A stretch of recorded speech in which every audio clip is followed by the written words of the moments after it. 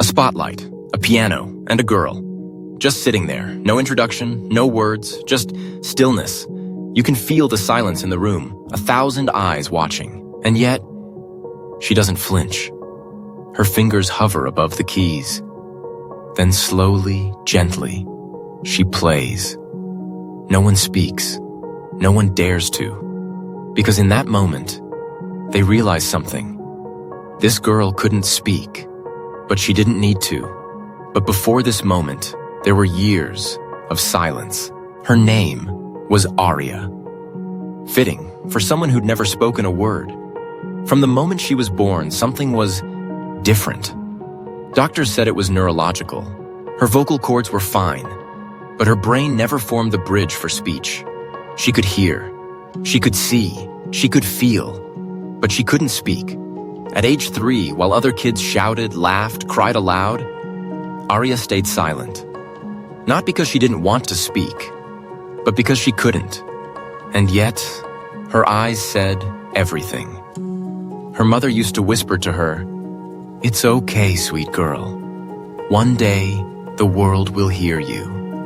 Most thought she meant therapy. Some hoped for a miracle, but neither knew. Aria's voice was growing quietly in another form. School was a battlefield, not because of noise, but because of silence. While others shouted answers, giggled in lunch lines, or whispered secrets, Aria only had her sketchpad and a pair of wide, observant eyes. Kids whispered, "Why doesn't she talk? Is she broken? She's weird." Some were curious, most were cruel.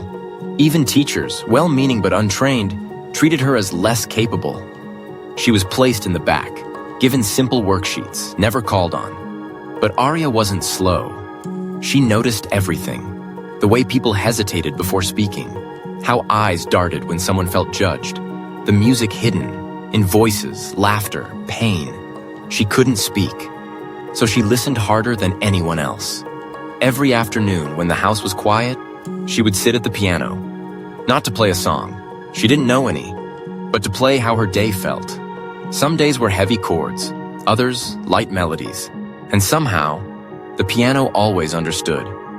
If she had no voice, her mother once said, then music became her language. And Aria? She was learning to speak, in a language far more powerful than words. It was music day at school, a yearly talent show. Kids sang, danced, played instruments. Aria had never joined before. But this year, something shifted. When her name was called, a quiet gasp echoed through the room. Most thought, she doesn't speak. What will she do?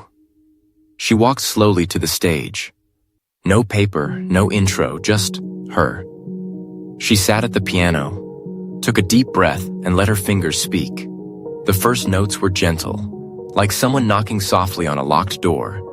Then came rhythm, raw, unexpected, alive. Every key she touched told a story of isolation, of hope, of things she never said aloud. And for the first time, the entire room listened not out of politeness, but because they felt something they couldn't explain. Her classmates, quiet, her teacher, tears in her eyes. Her mother, covering her mouth, unable to hold it in. When Aria finished, there was no applause at first, just silence. Not empty, but sacred. Then, the entire room stood and clapped, cried, cheered. That day, Aria didn't perform. She spoke, and the world finally heard her. The video was only 2 minutes long, grainy, shot from a parent's phone in the audience. But within a week, it had over 1 million views. The internet had heard many pianists before, but never like this. She doesn't speak, but her music made me cry. One of the most human performances I've ever seen. Her silence is louder than any speech I've heard. News outlets picked it up. The girl with the silent voice. That's what they called her. But Aria didn't care about headlines. She didn't check view counts. She just kept playing. She didn't perform to impress. She played to express. And every song became a letter from her soul to the world. One day, a letter arrived. No return address, no signature, just a folded page with handwriting that trembled between words. I don't know your name, but I heard your song in the darkest week of my life.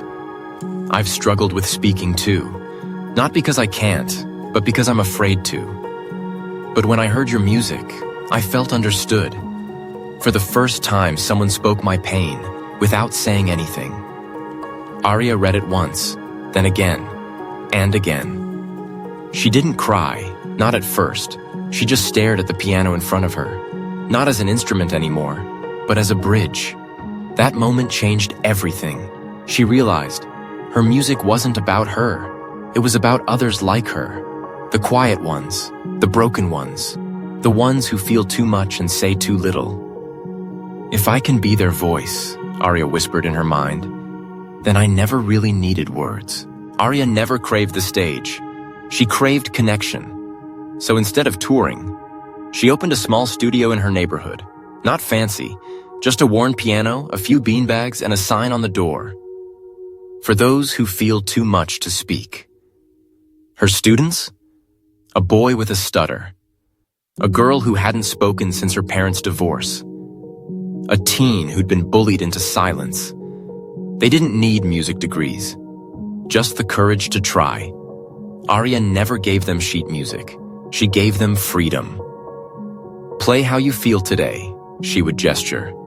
Some days it was chaotic. Some days it was just one note, repeated again and again. But slowly, they began to speak through sound. No judgment, no correction, just expression. And every time a child touched a key, she saw herself again. A little girl who once had no voice, and now helps others find theirs. Some people speak with volume, others with presence, some with logic, others with light. Aria never gave a TED Talk. She never wrote a book. She never said a single word in public. But her silence spoke volumes. It spoke to the insecure, to the overlooked, to the ones hiding behind smiles. I used to think my silence made me invisible, Aria once wrote in a note. But now I know, it made me listen deeper, feel deeper, love deeper. What if we stopped measuring worth in volume? What if the loudest message wasn't shouted, but played softly by trembling hands in a quiet room for no one else but the soul? She couldn't speak, but she didn't need to. Because the truth is, some voices don't need words. They just need to be felt. She couldn't speak, but her music spoke for millions. So now we ask you, what is your voice? Even if it's silent, even if the world hasn't heard it yet, your story matters, even if it starts in silence. If this story moved you, leave a comment below. This is how I found my voice. And maybe, just maybe, your words will become the music someone else needs to hear. Like, share, and don't forget to subscribe for more stories that speak where words fall short.